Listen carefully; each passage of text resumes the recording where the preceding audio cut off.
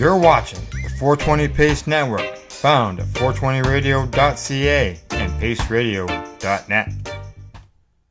The opinions of the individuals during this broadcast are their own, and may not be the opinions of their group or other organizations they may be involved with. All medical advice during our broadcast is not a medical opinion and should be checked with your medical physician. This podcast is for adults only, should not be used as a meal replacement, and may contain nuts.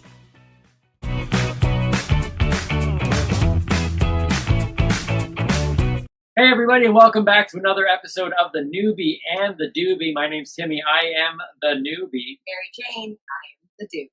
We have today on the spot, D.E. the Bud Guy. D.E. I dragged out that E. I told you, you're supposed to say, "What up, D?" What up, D? What up, D? You can tell he's the newbie. He lives to the name. What up? Thanks for having me on. I'm really excited to be here. So thanks for coming. Like D the Bud Guy is a very, very obvious. You're in the cannabis industry. You're the. Oh no, wait. I guess that could be non. Yeah, you might like Bud the beer. Actually, I never thought about that. Okay, but so when you go out and you are D the Bud Guy, this clearly is part of your identity and your journey, and that's what we're really interested in talking about on this show: is hearing people's journeys, hearing why they're in the space, what they're doing in the space, and how they got into the space in the first place. And me being a newbie and MJ being a doobie.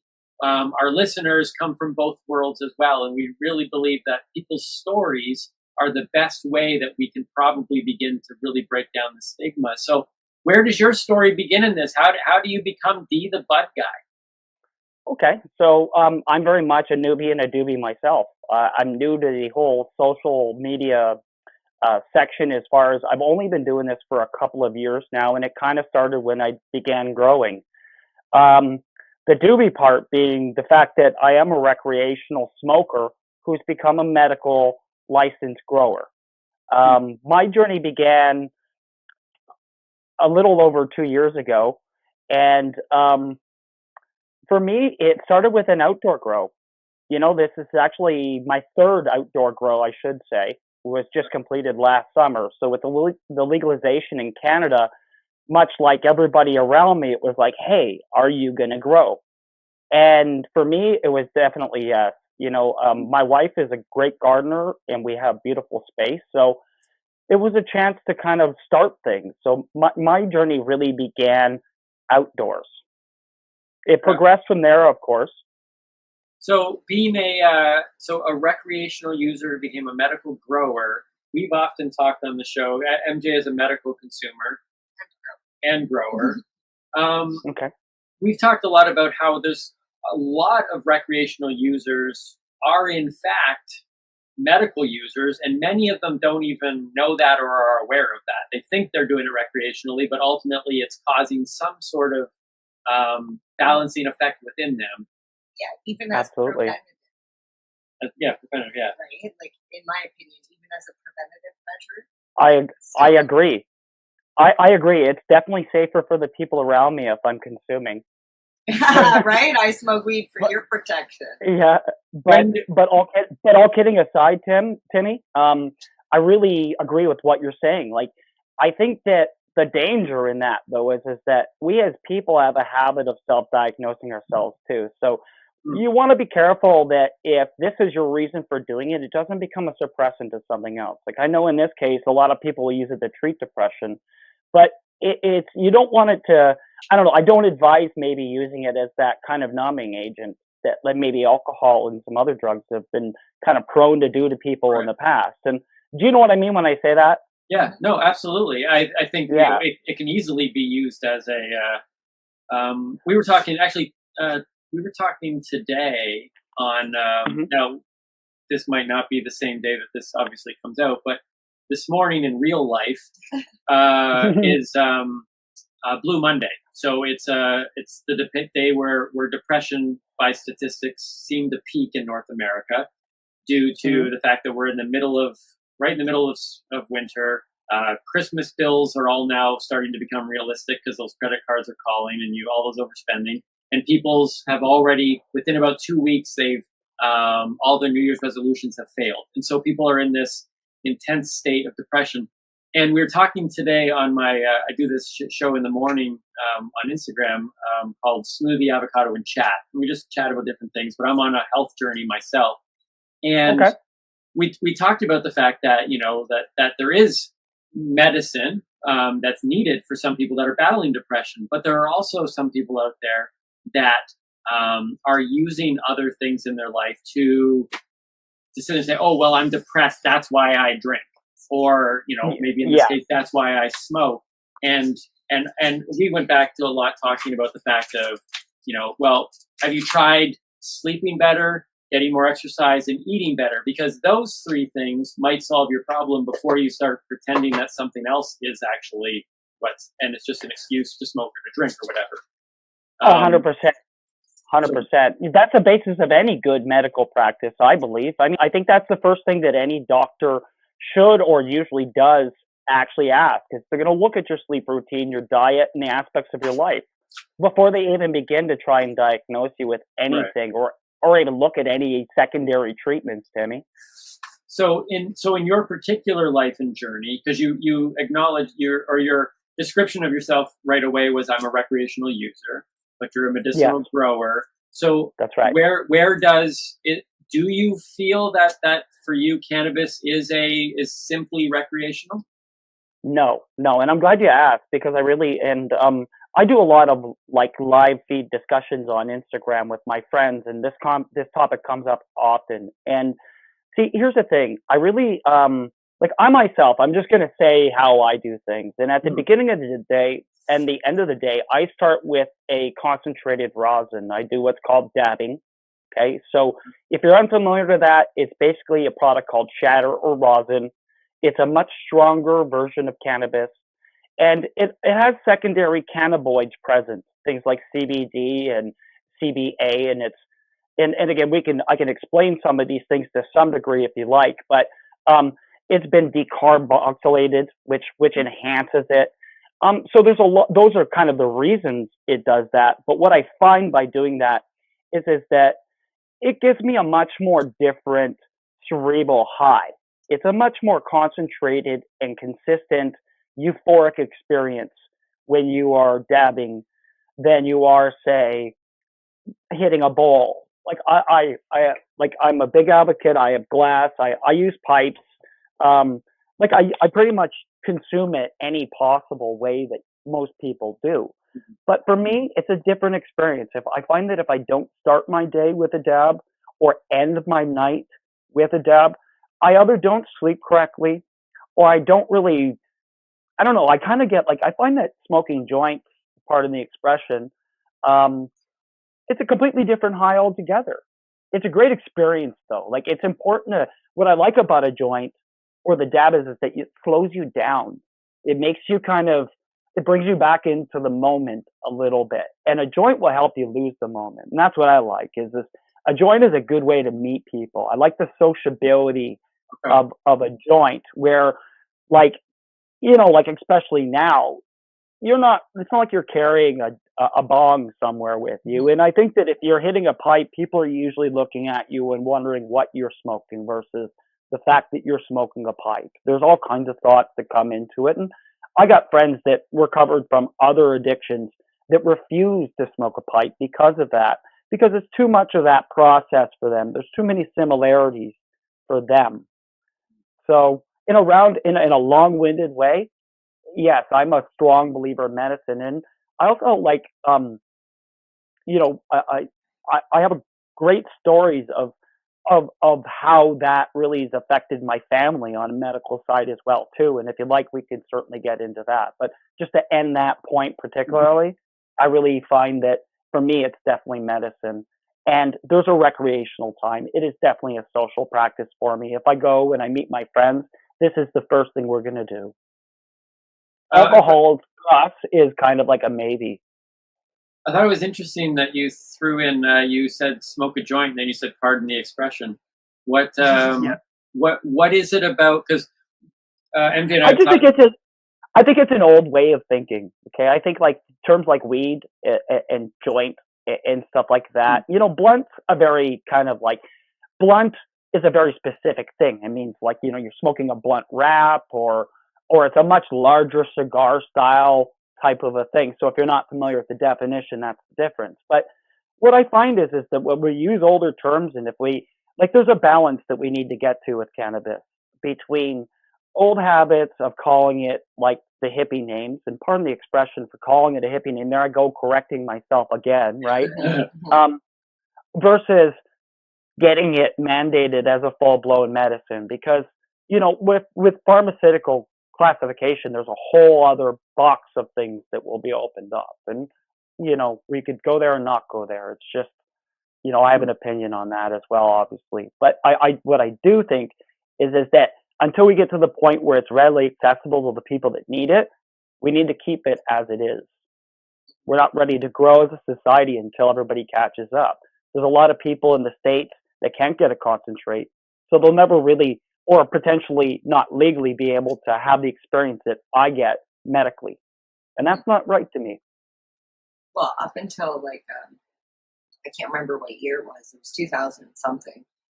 But you probably know this, in Canada, it was legal to have a medical license to consume flower, but it had to be in combustible. You could not bake with it. It was actually illegal to turn it into any sort of concentrate, including butter. So children, this is what it meant. Children who had medical cannabis licenses for whatever reason had to smoke, or they had to burn it in a vaporizer and put a mask over the child.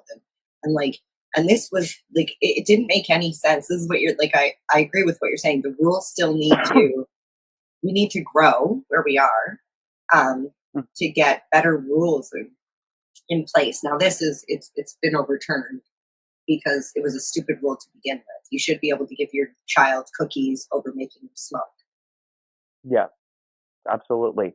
Yeah. You know, and especially now that they understand how it differs, like, you know, the thing is cannabis now, because it's accepted and it's looked at as a potential medicine.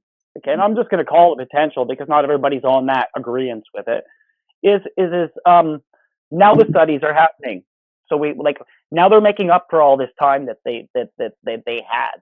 You know, when they were busy jailing people and kind of calling it the devil's lettuce, they weren't looking at it. But now if you look, like I'm not 100% on this, but I know at one point, and I thought I read that it's the current, like medical cannabis is the current potential thought process at the American Diabetes Association as a potential like actual cure. Right. So with that being said, like, you know, I guess that it brings me, like, I wanted to share a story with you, if it's okay, about medicine and how it affected things, and about perception. Okay, so I'm going to tell a very personal story. My mother doesn't consume cannabis, but she's never been super against it. She's always been surrounded by people in her life that when they used cannabis, it led to stupidity. It led to people hurting themselves by getting on, you know, quads and stuff like that and breaking their collarbones. Or it was the time that, you know, like I was coming home late, or the times that we eat edibles and get a little too stupid or something like that. Like, she looked at it as a very juvenile. She had a very poor perception of it because that was her vision of it. Okay. And then her sister got really sick. And her sister went from, so my aunt, one of my favorite aunts, okay, the leading thought at the time was that she may have had diabetes. Of course, diabetes is almost a rush to in my family because it's been so prevalent, and it's such a huge cause for a lot of things. Like, its symptoms are so similar to a lot of other symptoms too. So they always kind of start there. I don't know if you've noticed that, but it seems to always come up. And in treating her, they gave her all kinds of heavy medications, things like morphine and stuff like that, which caused her to go from 160 some odd pounds down to like 80 pounds in a very, very, very fast time. So you can imagine how we felt looking on the outside in. It just looks very, very, very scary, right? And so my aunt's a long-term recreational smoker. She's always been for it. She was the cool aunt that used to sneak a little bit to me when I was growing up. Like, you know, she was cool like that, but she reached out to me because she knew I had some friends and, you know, a little bit of, you know, connections when it came to the medicinal side of things, because she heard about some of the stuff I was doing with some of the friends that I made, and she asked me if I could find her some help. And I had a really good friend of mine, okay, a company called Leaf This, if I could say that. And what she provided me was an RSO oil for my aunt, okay, which was really good because the RSO oil really, really helped her. What it did is it gave her that pain killing effect. It took a lot of, it gave her the ability to rest and to kind of, so it gave her that dormancy, I hate to say it, but like that part of it that she needed to fully get better. But she also gave her like these things that were natural and that gave her energy and gave her appetite and things like that. So I gave it to her on a Sunday night. She finally kind of came out, seeing everybody, and I gave it to her on a Sunday night when I was finally able to give it to her. And she texted me the Monday morning, and she was up making breakfast for her family for the first time in 2 years. Okay. And like, she sent me this text, and it was like this very heartfelt thank you. Bless the person who made this. I've never, this is the best I felt in 2 years. Like, I feel like a person again. It gave her dignity and energy and the strength to fight off what she's going through. And she's still at the process where they're still sorting things out with her, but she's a lot stronger, and she doesn't look like that person that kind of really, she doesn't look like, you know, like it's winning, if I could say that. You know what I mean? So. Yeah, I have a story also with pharmaceuticals, and it's amazing the list of pharmaceuticals that can be replaced, or at least that were replaced in my personal journey by one plant. I can't say one plant because it's multiple plants and different strains, and I had to find all that out, and it's not going to work for everybody. Like, it's funny because you said cannabis slows you, like dabs and smoking joints, they slow you down, and that was what Timmy didn't like about consuming when he did smoke a joint. However, we smoked a joint and then went bowling, and then another time we smoked a joint and tried to have a conversation. Like, it's what you're doing. Like, if we were having a dab or a joint and then going to bed, it would be totally fine, right? Yeah, well, I think one thing that I've on this learning curve that I've been on, because I tried cannabis for the first time 3 years ago. Okay. There's a few different times, and like one of them was the bowling. And once I saw that it was ruining my bowling score, I gave it up. Like, some things are not worth the risk. I'll tell you that. But one thing that I'm learning is this concept of how complex the plant is, and realizing that there is so many different dimensions in regards to strain, environment, dosage level, how you receive it, how it's grown. So there's all this thing that's going on, and we have somebody in our life who was, adamant about the fact that the cannabinoids, and I'm a skeptic by nature, so I've come into this industry growing up in the church. 35 plus years, going to become a pastor. We didn't talk about cannabis, and when we did, it was equated to cocaine, heroin. I mean, it was up there with everything that you shouldn't. It's a drug. Take that, you go to hell. That sort of level of thing.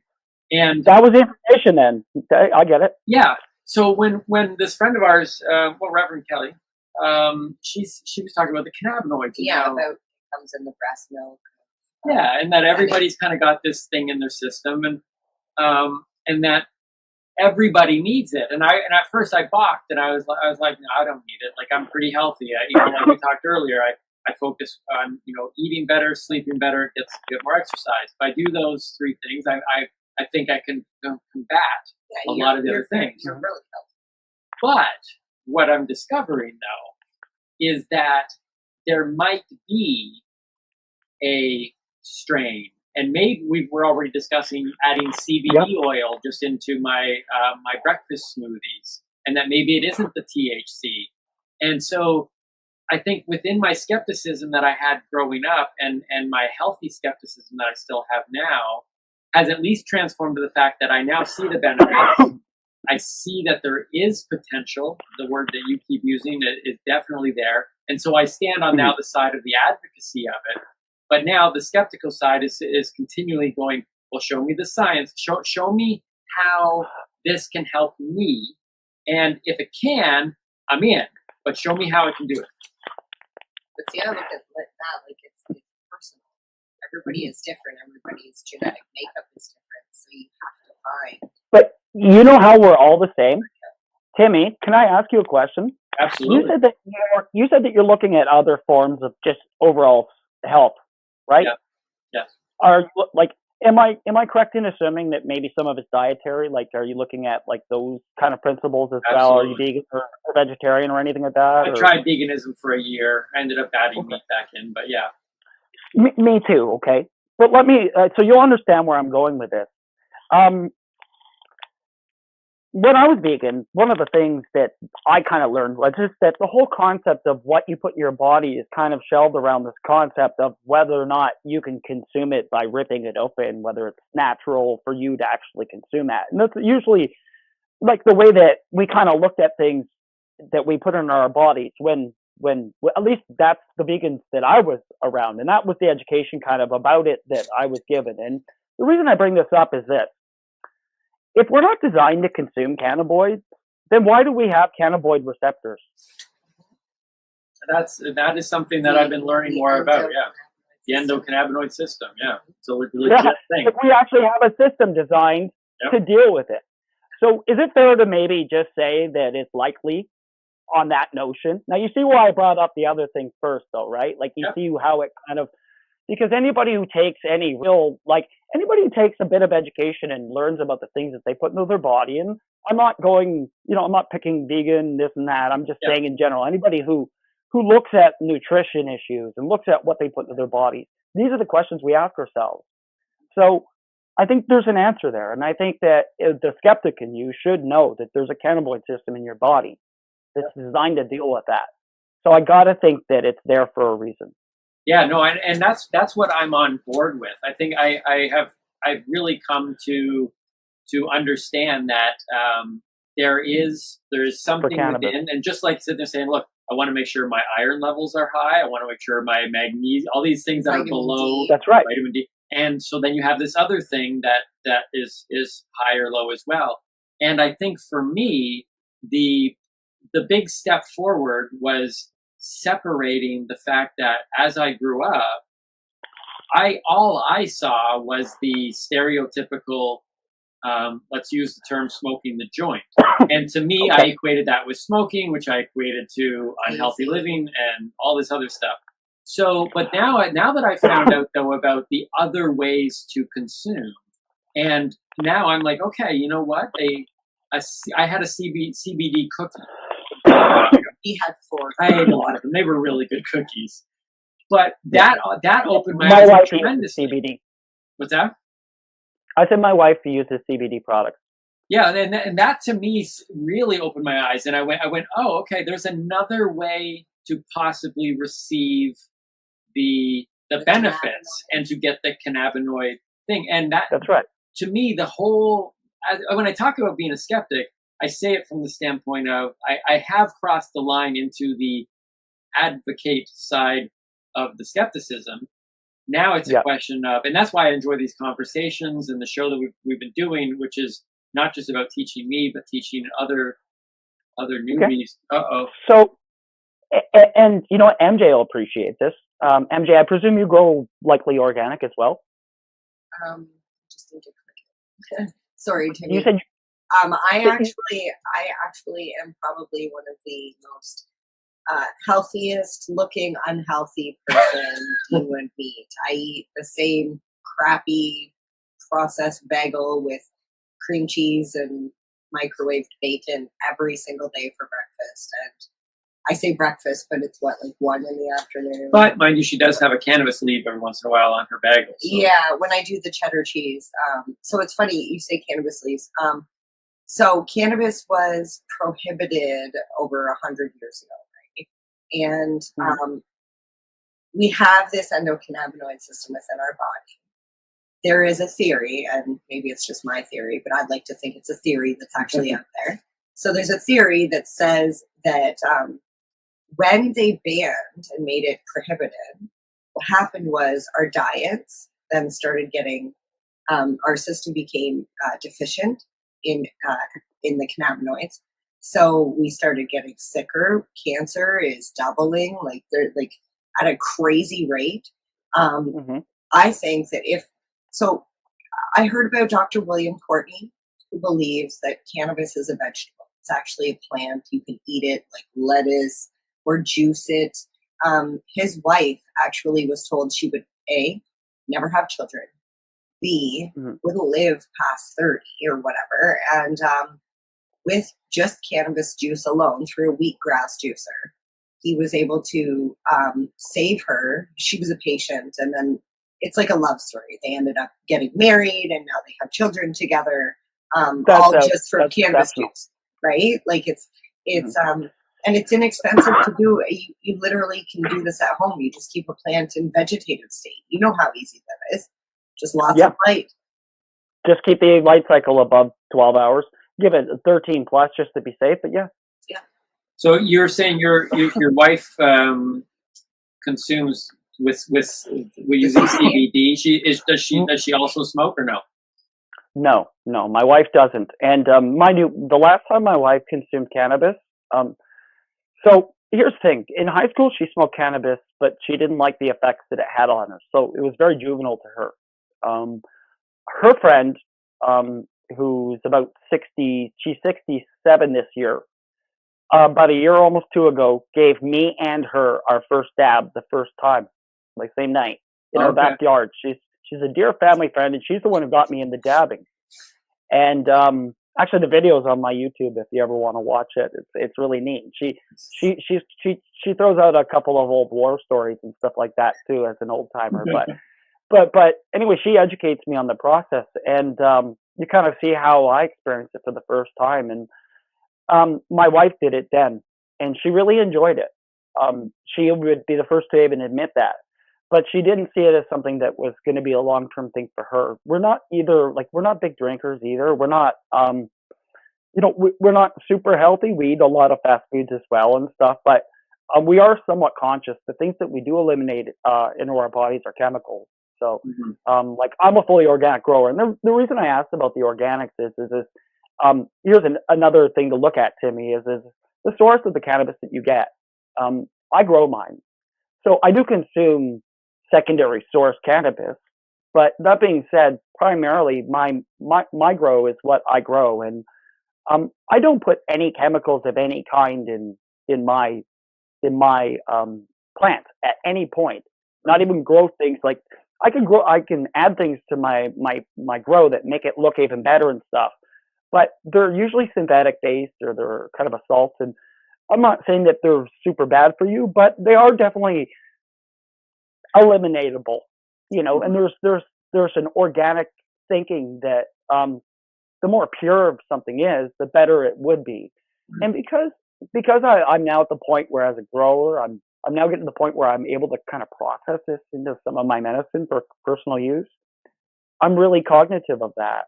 So I have a rosin press, which is like I prefer solventless extractions, which means you don't mix a chemical to it to get the cannabinoids out of it to make the shatter or you're looking at rosin or hash, right?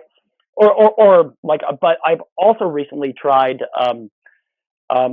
alcohol-based extractions and things like that. So I'm learning things, and certain things are better at extracting things than others, and certain things have other considerations, like what you're using to extract it and whether or not it all gets extracted. But then again, certain things are okay to smoke.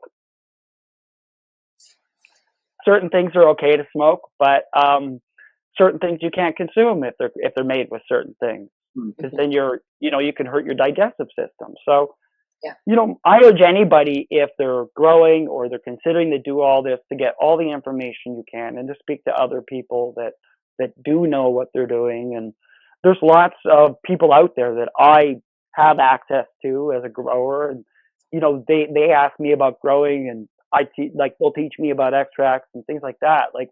It's a great community, and there's always lots of people that are willing to help direct you the right way. Through, I'm sure you notice that through your own dealings, with your channels and stuff. The cannabis community is one of the most biggest hearted communities you'll ever meet. Yeah, we definitely love the plant.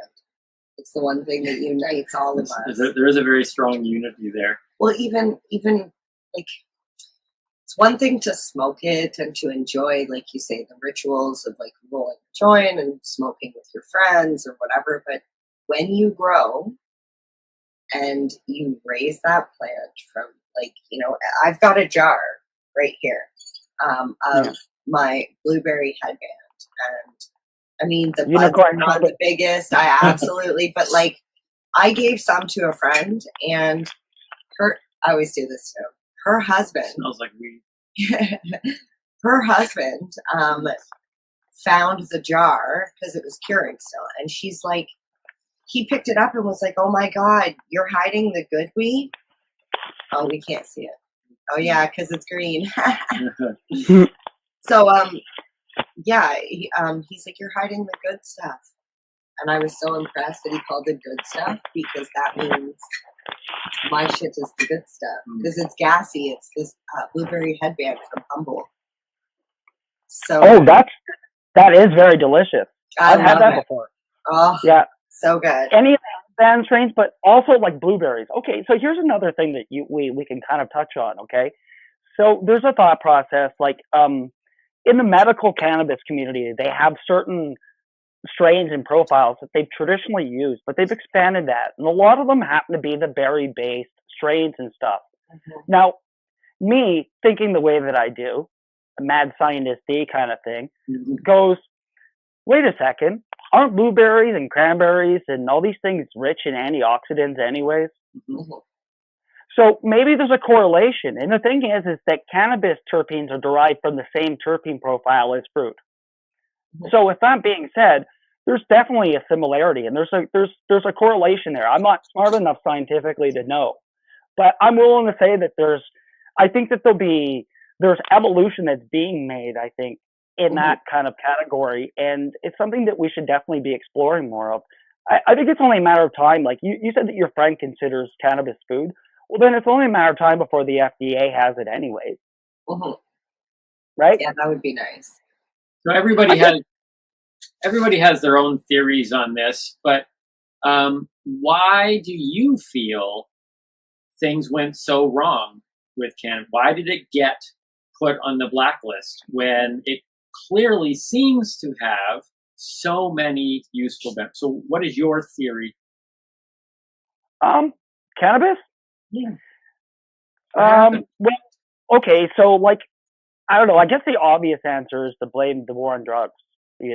So I do believe that there was political aspects and stuff, and I only say that because at the time the war on drugs became a problem when the U.S. was suffering themselves and the government had to do something, right? And what they did is they had these impoverished neighborhoods in the U.S. where people were getting super sick, and on the other side of the world, they were going after these guerrilla growers and stuff like that. But really, history said that there was more to it. And I'm not going to get into that. The people can read about it and see what they say. But I will say that was probably some of it. And the other aspect is the other thing too is there's a lot of people that MJ, was it you said that you got rid of a lot of medicines and then just kind of now you use one plant? I think that's the answer. I don't want to say anything that's too kind of specific because of the way that these algorithms work, but I think people know where I'm going. I think you know what I'm saying. I really think that what will your parents think when they find you dead from marijuana? I think is what they said, right? Like there was some real funny shit, that they have. Well, but Reefer Madness. She made me watch Reefer Madness, and that movie was yeah, like that was crazy. He at the end of the movie, he just kind of like looked at me, and I'm like, "What? Like, should I like be worried?" I thought she was going to end up killing tonight? me. That's the way it looked, anyway. But like history has shown us. Like, have you guys ever seen the movie Thank You for Smoking? No. I might look it up. Okay. It's pretty interesting. It's a good movie. Watch it. It's kind of interesting. It's about industry and the people that ran different things at a certain time, and it's kind of based on a true story. But it's done for a more entertaining like version, of course. But it's like the tobacco and the meat people, and they all get together. All the lobbyists in the States and stuff. So it's kind of an entertaining movie, but there's a lot of 50% of truth is said and just, I think is what they say. Mm-hmm. Yeah, I would agree. Sorry, I love quotes. As you have a social media presence that probably is different than your personal social media, I would imagine. Or is it one and the same? Yes and no. Like my immediate circle knows me as the bug guy to some degree. Like my family knows what I do and they support it to some degree. But for the most, as long as I don't become the bug guy when I'm with them, they're okay with it, But they're happy in the sense that I help them with their personal growth and stuff. But like when I walk around my hometown and stuff, like it's D, or people will call me Dwayne, right. And I have like personal accounts that I don't post my cannabis content to my Dwayne account. Right. But okay. But I do share bits of it if I think it's important. So what is it? What drives you? Because some people don't talk about it at all, and some of those people are for still stigma related reasons. Some of them are for they're just more personal. Like if I started to consume again in some form, if we didn't have this show, I probably wouldn't talk about it. But then there are others who feel very. Are you gonna talk about me? Like I walk around wearing cannabis no, everything head to toe, and I'm like sometimes I go out in my onesie. Like I am Mary Jane Baker, 100% of the time. Yeah, everywhere I go. This is with a name like Baker though. But her and Mary Jane. Yeah, Mary Jane, like seriously. But her thing, her in her, like when we had to put bios together for the show, like it was very clear that she had to put advocate in her thing. Like she has, this is not just a part of what she does or what she needs as a medicinal user. It's not just a passion, but it's she wants to advocate for it. Yeah. So there are people who choose to just kind of do it personally, and then there's people like yourself who have a personal presence. And I'm always interested to know what that purpose is for you. Like what are you hoping? Like, do you have an angle? Do you want to teach people about the science? Do you just want to encourage people? What is the Bud Guy about? All right, so there's two stages to that. The first one's very easy. It's a connection. I came and when I started growing, and long before I was any good at it, I presented it. Okay, so I was okay with that. I've never been a very competitive person, but I do like connection. I like connection through these platforms. And there's a lot of people who will say that like they're the place where people bully you and stuff like that. And I've had my experiences with that too. But that being said, I find genuine connection. I've met really, really super people. I met you two at Lyft. I went to Lyft to be with other friends of mine. I think that was one of the things I even said to you. I said, I'd love to stay and chat longer, but I'm coming to meet my friends. Yeah. And the thing is that I went to Lyft to learn about cannabis industry, to be a part of it, to feel part of it, but for the connection. I made that series, the Cloudy and the Six, my video series, and I did that because it started as a bit of a promotional thing with Raw and with Aim High, but it became a thing about connection. It was always about the people in the cannabis industry. It's about me going into dispensaries and grow hydroponic stores and meeting growers and seeing their gardens and stuff. And so there's that connection. like the bud guy started at the beginning when they took our ability to connect away. So all of a sudden I put everything I could as a person into this projected outwards to try and draw people in and try and learn things and feel part of something, you know, as a grower, and work towards that acceptance as a grower, and hopefully earn people's respect as a grower. Learn some things along the way. The growing part of me started because I learned from the University of YouTube. Okay, I watched every growers. There's a lot of amazing content growers, and a lot of them are Canadians. Guys like Pigeons 420 and Mr. Canuck. And if you grow cannabis, you know who I'm talking about. These guys are Canadian. They're out there, so they're out killing it, you know. And I kind of wanted to do a little bit of that. Like I've taught people before. I was in the automotive industry. I was in the Canadian Armed Forces. I started as a cadet. Like I've always been comfortable speaking and teaching and things like that. And I've always felt like a bit of a teacher. So for me, it's like this door opened, this rush gate opened of opportunity with the legalization. It was legal for me to do it. It was something that I was enjoying. And I really believe in it. Like, my saying is this: growing medicine is my medicine. Do you know what I mean? Like, so the thing is I also believe that nobody told me not to do all that at once. So I felt like there were steps, there was information missing, and I wanted to dumb it down, because what I didn't like was that all these great, not the guys I mentioned specifically, but at the time, but a lot of guys would be like, oh, here, you can have all this, but you needed like thousands of dollars worth of stuff. And I just, you know, like, it broke my heart as soon as I got off, and I was like, oh shit, that's $1,200. Like, you know, but like as a grower, I was joking with my buddies. I said, like, I'd watch a grow video, and then it'd be the equivalent of a kid watching a kung fu movie and going and beating all his brothers up. Like, I'd have to go out and treat my plants with all this new knowledge and stuff, right? So there the goes science, another, like, however much money also. yeah. But I mean, like, so my wife said, no, babe, like, don't go and spend all your money on this. Show me you can keep plants alive, and then do it. And she was right.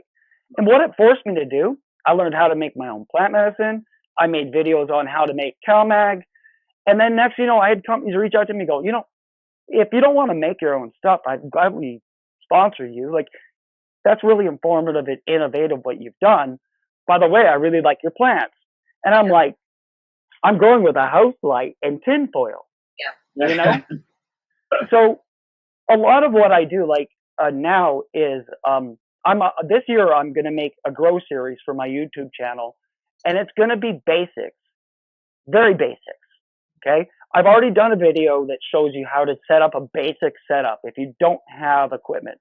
But what I'm going to do is I'm going to do a seed through the process, and then it's going to be a base that I can build an advanced growing series off of, where I can share some of the tips. And like outdoors, I do living soil. I build my own soil systems. You asked about sciences. I am all about the sciences because I'm a student and I can't wait to share it. Awesome. And you know the great thing nowadays with YouTube, or university, as I like to call it, which is YOU. Anyways, is that no matter how many people are out there doing the exact same thing, showing people how to grow, you know as well as I do, that when it comes to growing, everything will be different. Something that works for you might not work for somebody else. So if I watch somebody else's video, I might be completely useless when it comes to that. But your video might be the one that is like, oh my God, are you kidding me? That's what I need to do. Yeah. So I try to draw people in with, like, if you look at the content that I do create, I try to draw people in with music and a little bit more upbeat tempo, so that I don't lose you. Like, I always found school boring. Okay. Like, but the teachers that came out and did this, like, things slightly different, they really got through to me. And because of that, I mean, I became a student of humanity, I think, you know, like, in the sense that, like, my favorite teachers were the scientist and the librarian and, like, the history teacher. Like, these were my favorite teachers. It wasn't the English teacher. Like, the math guy was cool, but like they didn't make it fun. There was no fun in that for me, but the science, like my science teacher ate chalk and everybody thought that shit was weird, like it was enough to break down that barrier and just like, what is it? Like, it took my interest, and I try to do things flashy and loud because everybody's done boring and slow. Well, that is true. Well, it sounds And like it's great stuff. Like I learned it through boring and slow. I just think that there's a more fun way to do it. That's all. It gives me connection too. we absolutely agree. Well, and you go ahead. I actually learned through mistakes. I make lots and lots of mistakes, but I'm like you, constantly making videos and showing people what happens when you don't put your plant into a bigger pot, or what happens if you forget to water and let the soil dry out. Like all these things that people will do. So I think that there's a lot of value in. We often, I've talked about this in my own personal journey about, I'm a very private person, and I like to show people the end product. I don't like to show people I don't like to show people like the journey all the time, because the journey is filled with, errors and failures, and so you just kind of want to work through and get that done. But what I'm finding is that well, I've always known it to be true. Believe me, if it wasn't in the public eye, I might not even be on social media. Like I don't need to be on it personally. Yeah. But I have started to understand the importance of it from the standpoint of letting people see the failures and the things, because that is what we learn from. And my dumb questions that I might ask as a newbie in the space is valuable, and that's what we noticed very quickly, that there were people that were watching our stuff that a group of cannabis people might go, that's like the most basic of questions, and it's almost not that you would do it, but some people might, that's kind of silly. It's like, well, no, it's not actually. It's from that very basic thing that a lot of other people are going to be able to learn from asking that dumb question, that question that doesn't, That's funny you said notice very quickly, and the first thing that I noticed very quickly was the unit sitting in front of Kermit the Frog. Do you know what I'm going to say about that unit? Do you see the water in it? I'm going to say that it looks very clean. Yes. Yeah, we did a video the other day on how to clean a bong, and that is how you should, if you're going to leave it for another sesh, that's how you should leave it. Clean water and not. I was impressed by Kermit. She was impressed by the clean bong. That's the way our world It's hot goes. that he's wearing a Supreme. Equally impressive. Very perceptive, by the way, too. You know what? Kermit was my wife and I was telling you earlier, love thrift store. And so we found that at a thrift store, and I had to take Kermit home. And the bong awesome. The bong's nice. It's a 2-piece freezable beaker bong. Oh, you got that. Oh, the icing. It actually, it's glycerin at the top. So you put that in the freezer, babe. Oh. And it doesn't actually freeze. It's like a cooler pack. So, so it's pretty slick. Yeah, no, it looks so. It's so. Cooler coil. That's what they're called. Like, okay, I mean, like glass. There's a whole other conversation too. I mean, like I worked in a cannabis, a glass and accessory store for. That's how I got started. Better part of a year. So, I learned so much about people, cannabis users, and their preferences through that. Like, there's a lot of really golden experiences through that. Eh? So, you said you worked in one too. Yeah. So it's so funny. One day back when I actually used to eat McDonald's, it was like 2014 because that's the last year I ate McDonald's. So I was in the drive-thru and I was like, puff, puff, pass. What's that? I know what puff, puff, pass is, but like there's a store. And then as soon as it opened, the first week I went in there and I was like, what's going on? I would love to like get a job. And I started working there, and there was like a lot of downtime because in between customers. So I had my laptop. I spent a lot of time on the computer watching documentaries. And then when customers would come in, like you're saying, you talk to them and they'd be like, I use cannabis for cancer treatment, or I use cancer for insomnia. And, do you have, I learned what a pollen press was when I was working there. And the honeybee extractor for the butane and all that stuff. Like, I didn't know any of that. And it was a great learning experience talking to everybody. And I love upselling. Like, you bought a bong, you're going to need a bottle of cleaner, because trust me, you're not going to want a dirty bong. And bong, flavored bong water. That was like, I love that stuff. Well, we know you're in Canada, getting your jacket on and everything. Chilly, eh? Oh yeah, it's I smoke in my garage. It's my man cave, right? Yep. It's definitely very much. It definitely feels like a cave today. So yeah, it's funny. We were talking about Blue Monday earlier, and in real life, it's Blue Monday. It would be hard not to be blue today. We literally got slammed with the biggest snowstorm. Yeah, I shoveled my snow. I did my driveway right before I came in. Yeah. Now, is that space? Is that space that you're in? Is that just a man's space that men tend to have their men cave, or is that a way for you to get away because your wife doesn't consume? I'm interested in that relationship, because we're in a relationship where I don't consume at all, and she does, and you've talked about how your wife. I did just consume literally. That's true. So yeah, it's both, because it's not even just about consuming cannabis. It's also about content creation, right? So as I mentioned earlier, is I do a lot of like lives on Instagram and things where I'll have like a studio as well.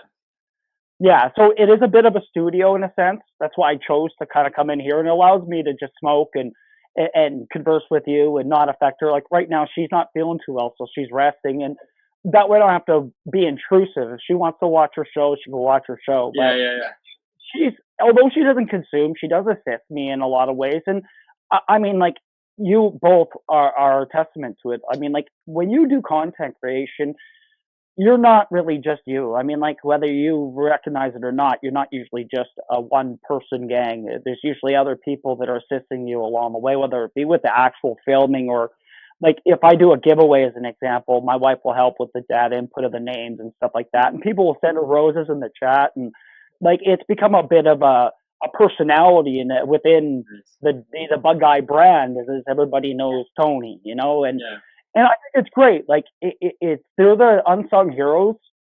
Is the spouse of the grower, the spouse of the content creator, the spouse of the newbies and doobies of the world. Like, like, without that right support system, it's hard to do what we do.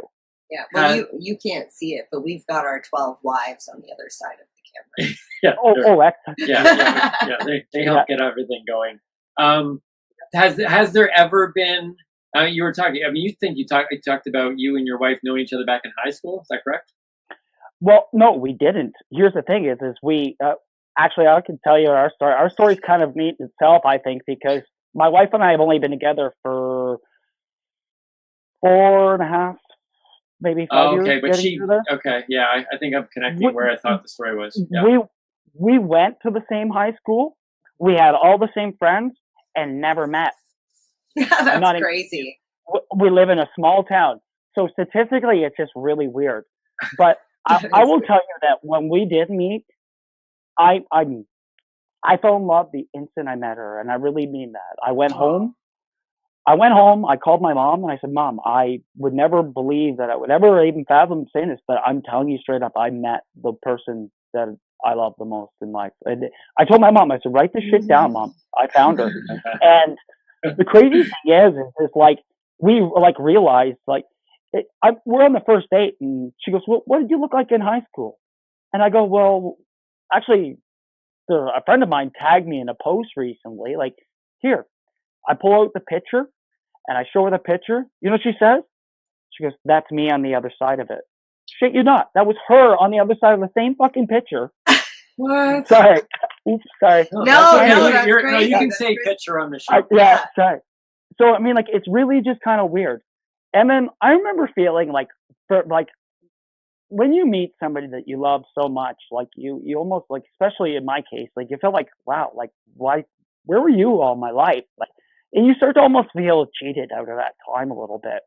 And then it dawned on me, like honestly, I had a lot of growing up to do, and I think everybody deserves the person that is good for them. And I try to be the best person I can for her too. And I mean that. I'm not trying to swallow myself up. I mean, I really do mean that. And I maybe just wasn't ready to be what she needed yet. So I'm a firm believer in that. And I think the destiny brought us together when it was right. So Well, I'm it's grateful funny. for it. Like I couldn't be D the bug guy without T the bug gal, you know? That's sweet.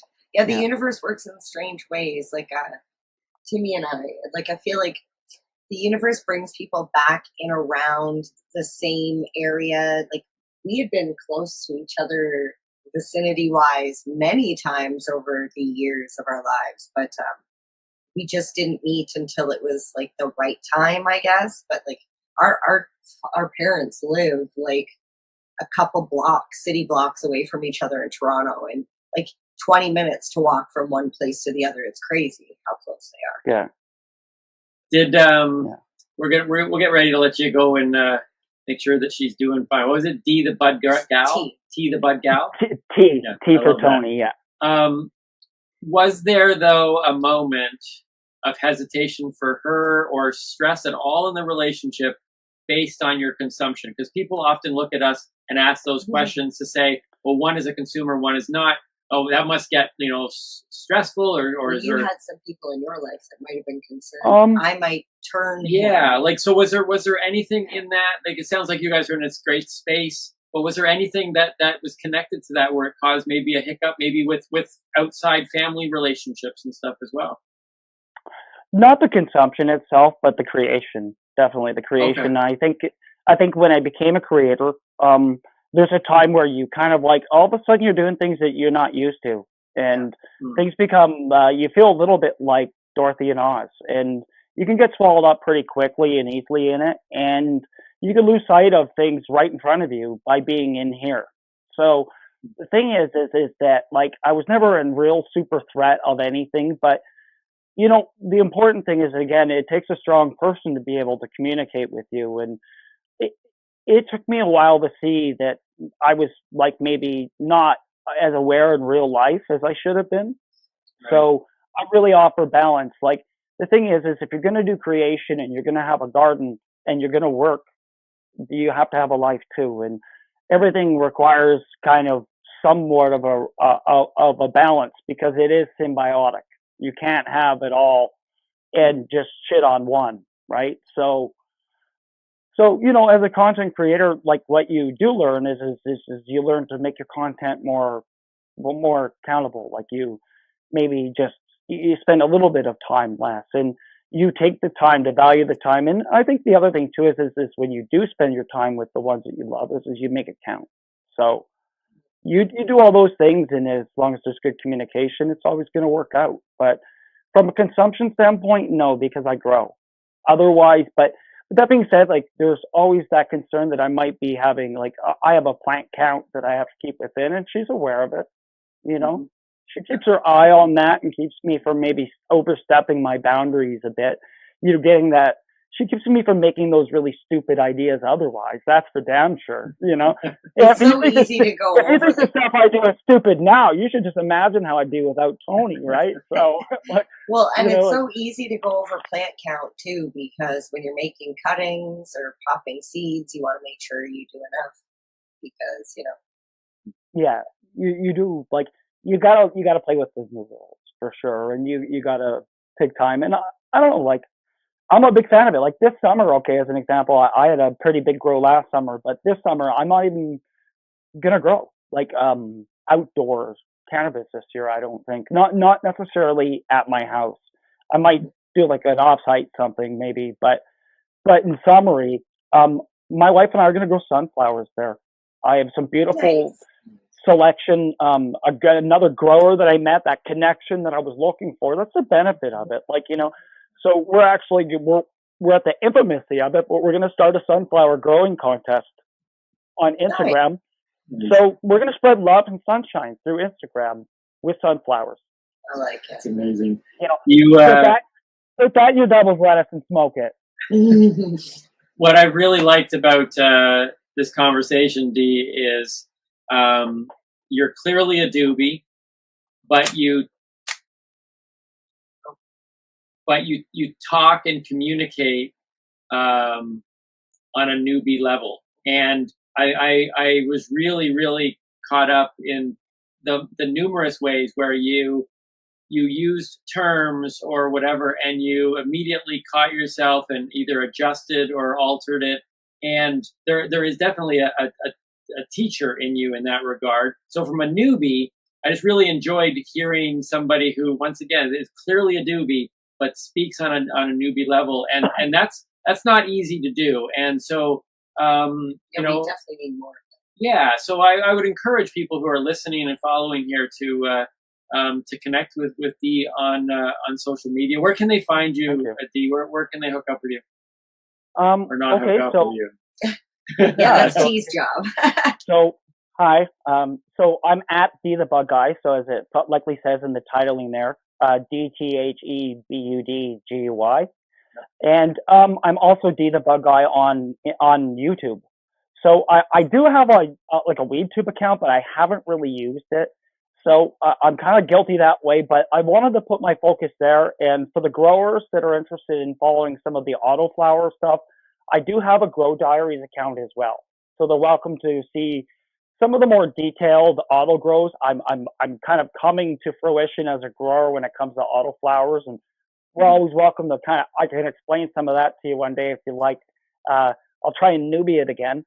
But the correction is because I really think that if you're going to come out and be an ambassador for cannabis, or even take the time to speak on behalf of yourself or anyone else, that we want to be good ambassadors. So we as cannabis ambassadors, we can't all sound like that typical stoner type, and we can't be that puff of smoke at the kids' playgrounds and stuff. We really do have to be cognizant of everybody around us, and if we do that, we're going to be better ambassadors, and we're going to be more welcome. So if you're at the beach, take your shit with you. There's that raising the bar again. Yeah. Raise the bar to break the stigma. That's it, right? And if you're using cannabis or considering cannabis as a medicine, then take the time to make sure you understand it. And if you've had a bad experience, then maybe consider trying something different. And I'm not trying to get you into it if it's not for you. I'm just saying is that, Timmy, you'd commented yourself, maybe a different strain or a different type of consumption might that might be the difference for you. That might be the difference that puts you as a doobie too. Yeah. You just Dee, you just ultimately proved my point. My final question was going to be, because of everything I've seen about the way you communicate, it was going to be share something for the newbies out there, and you naturally just went in and shared a very specific message to newbies. So I'm not even going to ask again. We just really enjoyed this conversation. MJ, any final thoughts, words?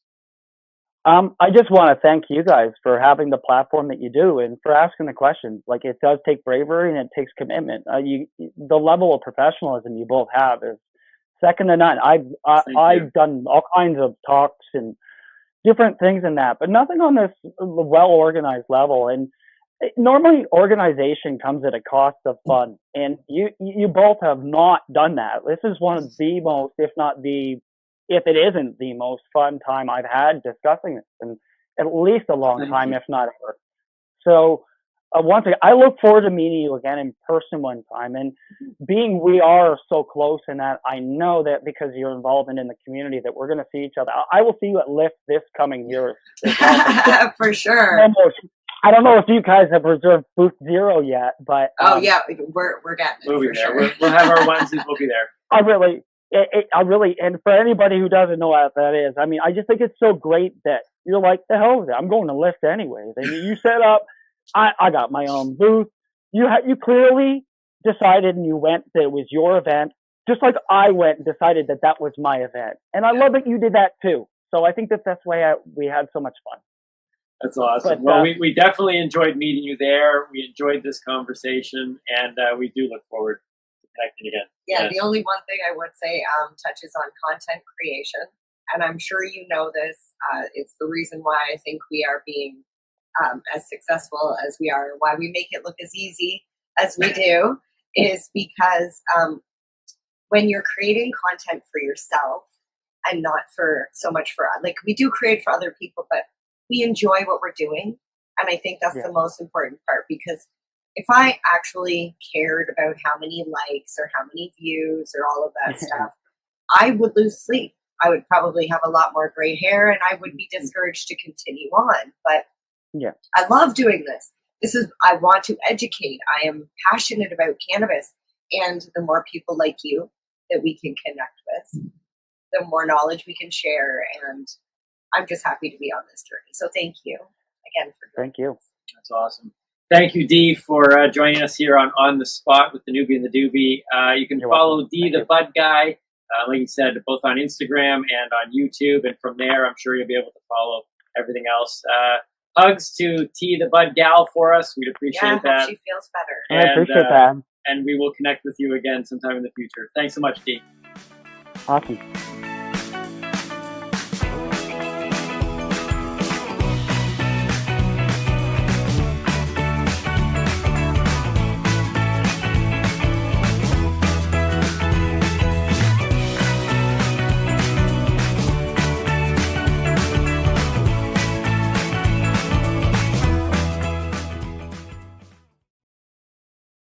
Are you looking for non-stop, continuous cannabis and psychedelic programming? If you are, then turn your browsers to 420radio.ca or paceradio.net, where you will find the 420 Pace re-rolled Saturday. Everything gets started at 8 a.m. Eastern Saturday morning. Hi, I'm Timmy. And I'm Mary Jane. He's the newbie, She's the doobie, and this is the show where we tote cannabis talk. from both sides. Is that even possible?